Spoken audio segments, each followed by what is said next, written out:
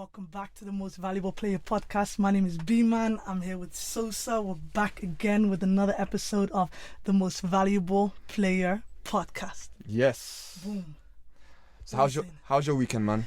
How was our weekend? We went to Budapest over the weekend, and we had a good time. Yeah, man. Right? We had a good time. Budapest is beautiful. Yeah, we linked up with a man, then went down to Budapest. Yo, that place it's cheap as hell, man. Cheap as hell. Cheap as hell. Cheap as hell. It was nice. It was a good break. Yo, it's needed, man. Way to put it, man. It was a good break. Bank holiday weekend and fully recharged now. What do you say? I'm blessed, man. I'm blessed. Let's we've been waiting a long time to do this, man. Let's do this. Let's move this back just a little bit because I feel like it would suit better if it was behind us like this. Yes. Okay, so football. Yes. Should we just get started straight away? No dilly-dallying. I just wanted to start off with something that bugged me the most. Go on then. That was the Manchester United penalty debacle. I think that's the best word that I can use at this stage is debacle. Yeah. What did you make of all of that? You know, it's interesting. The way that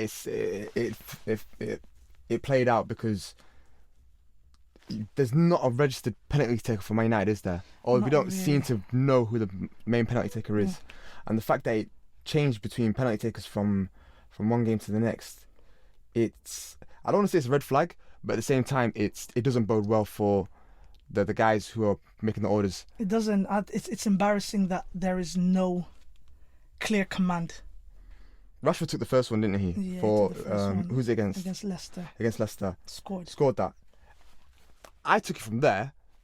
He's the penalty taker from now on. Yeah. And so that's like many people. And so for him not to be taking the next one was just like I felt it was just kind of, I don't want to say foolish, but it was a mistake. It's fair to say it was a mistake. What, that Pogba took it? Yeah.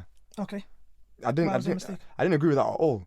If you've got a guy who's already scored, plus not to mention that he, along with Martial, are your main strikers. Yeah. You want your strikers to bag goals. Okay. Now, the fact that he scored in the game before, it should be almost inked in now, like in pen, not in pencil, that he should be taking the next penalty. Okay. There should be no reason for him not to be taking the next penalty. Okay, let me ask you a question. Go on then. Yeah. Who's the best player for Man United? It's Pogba. It's Paul Pogba. Yeah. Right? Who won the penalty in the game against Wolves? Yeah, Pogba did. What was the score? It was 0-0 at the time, wasn't it? It was 1-1 at the time. 1-1, sorry, my bad. 1-1, yeah. What's the, let's say the leader, because in reality, really, Pogba is the leader of the team on the pitch anyway. Yeah, it's a nice job to carry them home. Of course. No, it wasn't a bad choice, but I don't think it was the correct choice. Okay, no, look, this is how I see it. This is how I see it. Let me break it down. This is how I see it. One of the worst free kick takers, just based on the immense amount of free kicks he's taken, is Cristiano Ronaldo. Yeah? He has taken a lot of free kicks. Yeah. Hasn't really made many. Yeah. Why does he take them? He is the guy. Yeah? He's the guy. Yeah, you can say that. So nothing you can say to Cristiano Ronaldo. He's the boss. Paul Pogba, on the other hand, perhaps he's not on the level as Cristiano Ronaldo.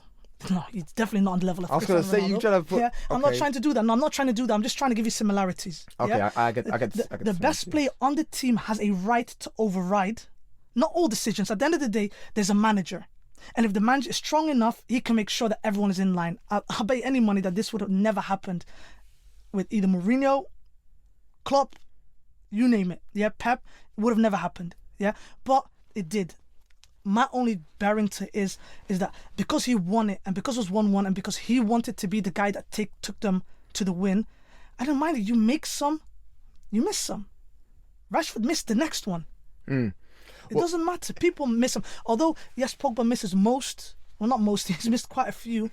I didn't find it so much of an issue. My problem would have been if someone else had won it and then Pogba had said, no, I'm taking it. Maybe then I would have maybe had an issue. But he got through that defence so easily and then he got dropped down. I didn't have an issue with him taking it. No, I think that, especially with things like penalties, there always has to be a guy. Every team's got a guy who's there for specific reasons. Yeah, but Like, what has Rashford done to deserve to? well, it's not like what was Rashford done to deserve it. It's that he was the first person that I saw in their squad to take a penalty this season and score. Yeah. At that point, why am I going to change it? But it's just one. It's just what And I get it. And why has it even become a big deal? People have numerous teams have numerous players that take penalties. Sure. They do. It's not that big of a deal. The only reason why they're riding it is because it's Paul Pogba. That's the only reason why they're riding it. The only reason why he's under a microscope, and anything he does from now until the moment that he does decide to leave Man United, he will get scrutinized. There's absolutely no two way about it. Pogba is one of the most disliked players in the league. I won't go that far. Not amongst the players. Amongst the players, he's loved. Amongst the coaches, he's loved. Amongst the fan base, he's one of the most hated players in the league. Name me a player that's more hated than him. More hated than him? Yeah. That gets more stick than he does. You see, as far as hate goes, I can't say he's the most hated player in the league right now. Well, okay, hate's strong word. The most disliked. But as far as more disliked than him. Yeah, as far as the player that's most disliked, he does get a lot of stick, and some of it's not justified at all. Yeah. But that's sort of a byproduct of what's happened with that penalty taking, because granted, he is the best player on that team, and you expect your best player to take up responsibility. True. However, in a scenario where your number 10 or your so-called striker is already scored a goal from a penalty kick this season, and he's got a chance to now, because it's not just a case of he's taking the penalty because it's his duty. Yeah. It's a case of, in my opinion, he needs to get the goals under his belt. It's a case of, for strikers, it's a numbers game. I understand that. If this was further along in the season, maybe if he took more than one, I would have 100% agreed with This you. will be the difference between him getting like 20 goals a season and him getting like 12 goals a season. Maybe. But I just don't... I don't... All I'm saying is I didn't have an issue with Pogba taking the penalty. But let's move on to the next part. Let's move on to the next part. This is my favourite part. I can't stand Arsenal fans. I can't stand them. I hate them. With a passion. Arsenal Fan TV is the perfect embodiment of what an Arsenal fan is. Everyone is like Troops and all them other guys. They're all the same.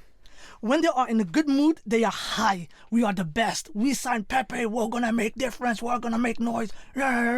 Listen, any Arsenal fans that are listening right now, whether you're my friend or not, I think they were talking about how they've resolved all the issues. They're better at the back. They finally got a winger. Even I said it last week. They brought me in. I believed them. And now I'm looking at them and I'm thinking, same with Arsenal. You haven't got Mustafi, but you got David Luiz. First and foremost, look, you can talk about Arsenal as much as you want. Don't bring my boy into this. Yeah, he might be wearing an Arsenal shirt, but don't bring... he's made some mistakes. Is trash. I told you last week, he is trash. First and foremost, I don't like doing this. Being a Chelsea fan, I'm going to defend Arsenal here because you're talking about how they... I'm assuming you're referring to the game against Liverpool. Yeah, of course I am. Because this game against Liverpool was terrible. It was terrible. Disaster. But it's Liverpool. These guys just won the Champions League not long ago. So? These guys... And here's the thing. No. Yeah, go on. Liverpool's pre-season, everyone said, this Liverpool team, they're not training hard enough. There's no more hunger in it. They've lost all these games. This is a window to the season. Yeah. And then first game of the season, they just demolished Norwich, and now they've come here. Bearing in mind, this is Anfield. This is one of the best counter-pressing teams in the game. Period. Yeah. I have a problem with the way that they not the lineup, but the tactics of the team. Yeah. How are you going to go to Anfield and play it out the back and try and do triangles in your own third? These guys got caught out, and that was my problem with this team. Yeah. But as far as how they've played so far, like the past few games, they've done all right. They've beaten the teams they expected to beat. Yeah. So as far as losing to Liverpool, there's no shame in that. Okay. Absolutely no shame in that. There's no shame in losing to a world-class team. Of course. But there's a manner in which you lose right? There's a manner in which you lose. The scoreline was flattering, yeah. Yeah, that's acceptable. And then there's not. And then at the same time, there is levels. If Norwich loses to Liverpool in the way that Arsenal did, that's okay. But Arsenal are talking about being a Champions League team. Arsenal are talking about trying to finish above Tottenham Hotspur. Arsenal fans are talking about perhaps challenging for a title. That's the standard that you have to hold them up against. Definitely. Yeah. If Everton comes in, maybe, I don't know, Crystal Palace, they can hold their heads high. It's okay. They lost to a better team. Their aspirations are not so high. Arsenal got humbled. This is the team that they're supposed to be compared to. Man City would not get hit like that. Why? I'll be honest why? with you. Yeah, why? It's because they are that good. We know Arsenal is not that good. But they believe that they can get to that stage, and they believe that the signings that they made, Ceballos, Pepe, Luiz, was the key to trying to close the gap between themselves and Liverpool. And not only have Liverpool smacked their confidence, they've also made them realize, well, you are miles away from where you're supposed to be. Miles.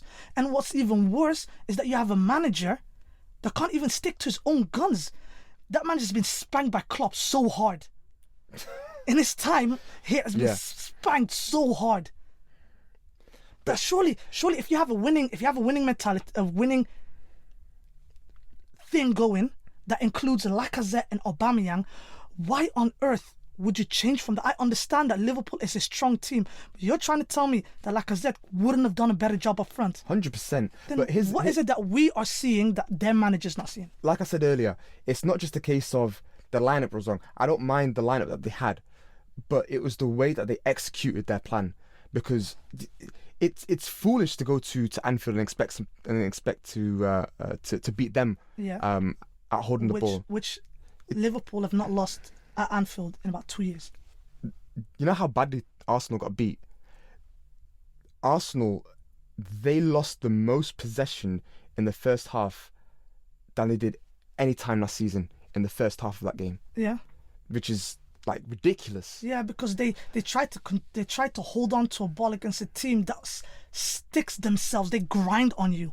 Liverpool literally grind against players. That's how close they get. That's how hard they press. There's a play that I remember where Ceballos and I don't know if I can't remember who else was there, but he was literally doing triangles in their corner flag, and then it got to a point where instead of just hoofing it upfield, because they've got no wide players, or not because they had wide players, but they were centrally based. There was no one playing out wide. Yeah.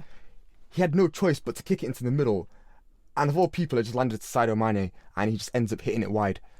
Like that itself just epitomised how Arsenal have been prepared for that game against Liverpool, because doing things like that, simple mistakes where you're in trouble, you're in your next to your own box. Don't mess around. Don't just like think to yourself, okay, we can try and finesse and pass it our way out of the situation. No, there's too many bodies around. It's too crowded. And do you know what? I have to give Liverpool so much credit. Yeah.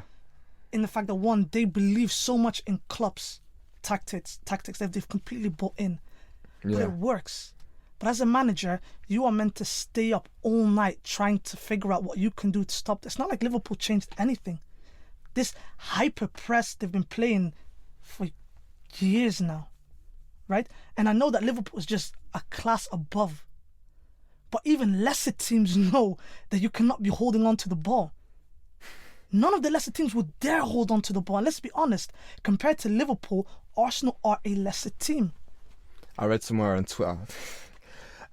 One thing that Arsenal fans can hold on to is that Nicolas Pepe was the first player to draw past Van Dijk in like 50 games. Yeah, I believe that. Yeah, but, so that's something to hold on to. It doesn't mean anything, to be honest. It doesn't, and that's the wins they're getting. But do you want to hear something even funnier? What's that? I heard it on a podcast yesterday, right? And I'm just gonna shift straight back to Manchester United for like 2 seconds. Go on then. I've always been a fan of Jesse Lingard. It's a strange one, right? It's a strange one. But I've been a fan of Jesse Lingard. Yeah? I can understand that. Like, do you know when you had that good season? I was like, look, he's proven himself. There's like a feel good story for someone that came up basically from the mud amongst superstars. Just kind of brought himself out Manchester, and now he plays for Manchester United. In the last 6 years, he's had less assists than Adam Johnson. And Adam Johnson has been in jail for the last 3 years.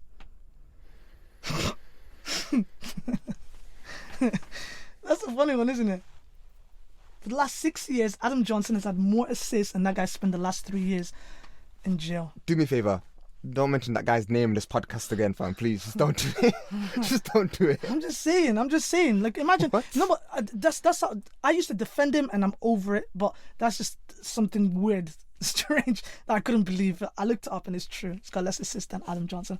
But let's completely move on from that one. Let's talk about Chelsea for a moment, right? Just a moment. I could do that. Lampard got his first win in what was a very maybe not a very convincing win, but a good win against Norwich. Yes. Right? Good game. We were in Budapest when we watched it. Young age, average was like 24 years old. So brilliant. Love Mason Mount. I'm not so sold on Abraham. But my question to you is, will that system last? They need to buy into it. I think right now, the fact that the team's young and they're hungry for first team football, so I don't see them not buying into it. Yeah.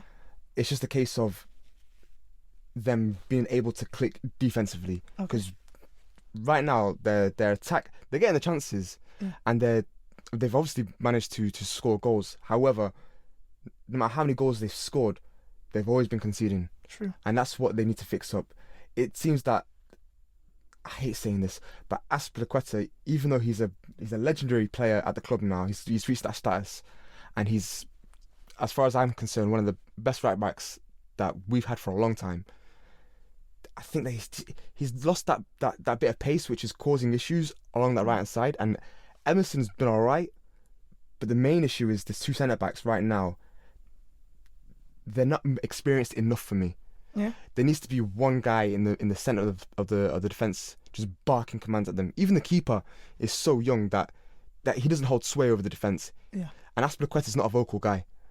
So they're missing that leadership guy. Like back in the day when John Terry, did you know John Terry was captain of the club at 21? I didn't know that, no. And that guy's, that's how much of a leader he was. Like, and that's what's been missing at Chelsea for a while now. Yeah. We've been getting away with it because we had just wicked players just around. But now it's showing that they desperately need someone to take the next step and like just take ownership of things that happen on the pitch and be able to just tell guys, yo, this is your job. This is what we need to do. Yeah. And get it done. Fair enough. Like a voice for the coach on the pitch. Yeah. That's what I think. But I think it'll work. It'll work eventually. Okay. They've got this season, and no matter where they end up on the table, they'll like he's not leaving this post end of the next season. Oh, that was going to be my next question. Yeah, do you think Lampard is going to last to the end of the season? Yeah, 100%. You think so? 100%. Okay. What if I told you I didn't believe it was going to last to the end of the season? What if I tell you that win was a blip and Chelsea are going to face a lot of defeats this year, and he is going to be the scapegoat until the ban ends and they can get a new manager? Well, if that's the case, they'd have done what they did with Rafa Benitez and just called him interim for an entire season. This guy, because he has so much sway at the club, I don't think they're just going to let him go like that. Like they've done it to other managers because they didn't come to the club with already an attachment to the club. Yeah.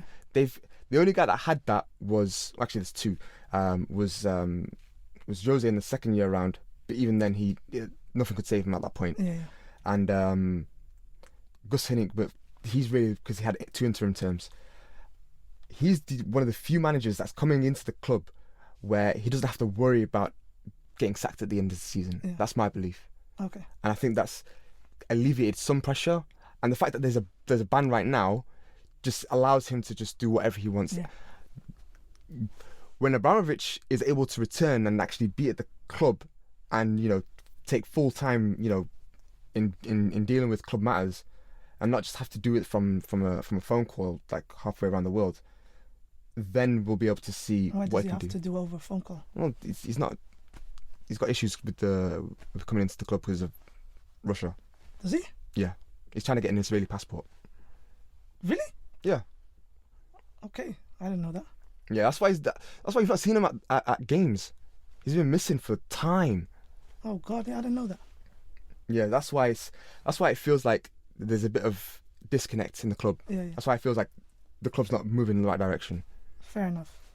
Anyway, we're gonna put a stop to it there. It's been a blessing.